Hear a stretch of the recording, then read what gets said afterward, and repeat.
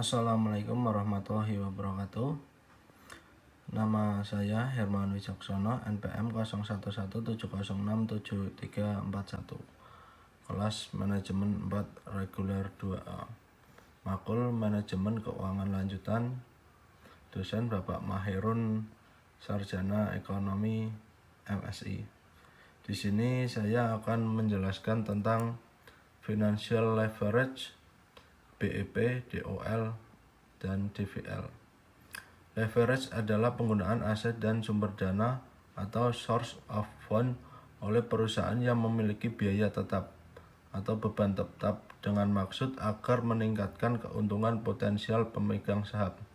Menurut Sartono 2008-257. Leverage adalah suatu tingkat kemampuan perusahaan dalam menggunakan aktiva dan atau dana yang mempunyai beban hutang dan atau saham istimewa dalam rangka mewujudkan tujuan perusahaan untuk memaksimalisasi kekayaan pemilik perusahaan.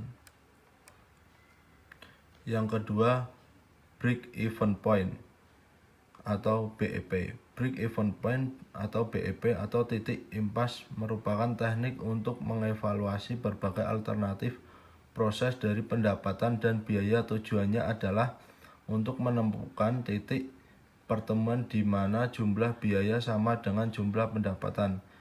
Break-even analysis membutuhkan estimasi biaya tetap, biaya variabel, dan pendapatan. Total biaya terdiri dari biaya tetap dan biaya variabel. Biaya tetap, maksud dari biaya tetap sendiri, biaya yang berlanjut walaupun tidak ada unit yang diproduksi. Misalnya depresiasi, pajak, utang, pembayaran sewa gedung. Biaya variabel adalah biaya yang bervariasi dengan volume unit yang diproduksi, misalnya tenaga kerja, bahan baku, dan biaya lainnya. Jenis-jenis leverage. Yang pertama, leverage operasi atau operating leverage atau DOL. Leverage operasi adalah seberapa besar perusahaan menggunakan beban operasional menurut Hanafi 2004 nomor 327, menurut Samsudin 2001-107. Leverage operasi adalah kemampuan perusahaan di dalam menggunakan fixed operating cost untuk memperbesar pengaruh dari perusahaan volume penjualan terhadap earning before interest and tax atau disebut dengan EBIT. Besar kecilnya leverage operasi dihitung dengan rumus DOL atau Degree of Operating Leverage yang dirumuskan sebagai berikut. DOL sama dengan persentase perubahan EBIT dibagi persentase perubahan penjualan.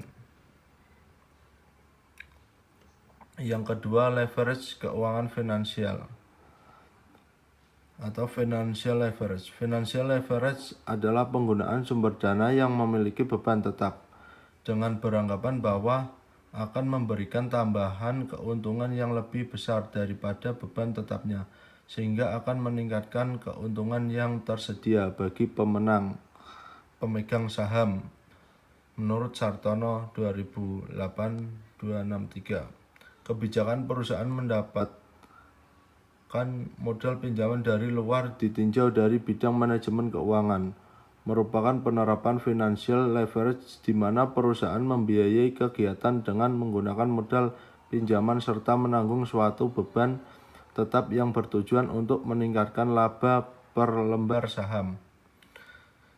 DVL sendiri dapat dirumuskan sebagai berikut. DVL sama dengan persentase perubahan EPS dibagi persentase perubahan EBIT. Yang ketiga, leverage gabungan atau combination leverage. Combination leverage terjadi apabila perusahaan memiliki baik operating leverage maupun financial leverage dalam usahanya untuk meningkatkan keuntungan bagi pemegang saham biasa. Menurut Sartono 208267. Leverage gabungan adalah pengaruh perubahan penjualan terhadap perubahan laba setelah pajak untuk mengukur secara langsung efek perubahan penjualan terhadap perubahan laba rugi pemegang saham dengan Degree of Combined Leverage atau DCL yang didefinisikan sebagai persentase perubahan pendapatan per lembar saham sebagai akibat persentase perubahan dalam unit yang terjual. Cukup sekian presentasi dari saya. Untuk tugas manajemen keuangan lanjutan, wassalamualaikum warahmatullahi wabarakatuh.